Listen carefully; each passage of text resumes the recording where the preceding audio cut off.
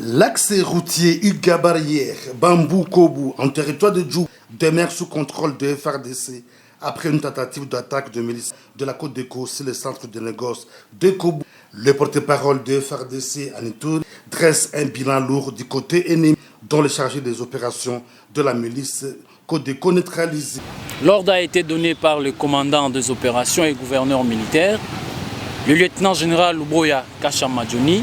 Les forces armées ont neutralisé 34 éléments des groupes armés Côte d'Éco, y compris le chef chargé des opérations de ces mouvements Côte d'Éco, dénommé Picho, qui est neutralisé définitivement par les forces armées. Cela montre que le centre de gravité de ces groupes armés est terrifié et il n'a qu'à aller suivre Ngoudjolo là où il est.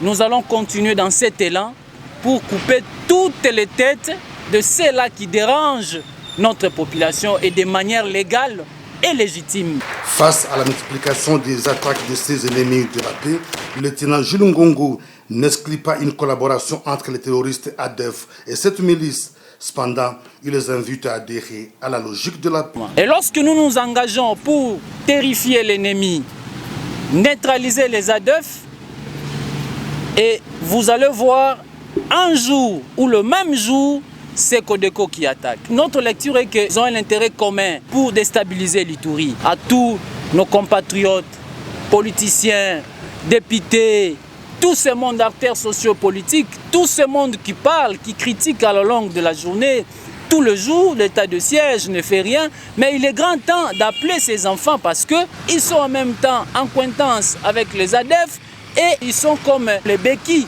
pour les ADEF. Précisons que la réouverture de la route Uga-Barrière-Mungwalu constitue une voie d'accès pour les échanges commerciaux avec la ville de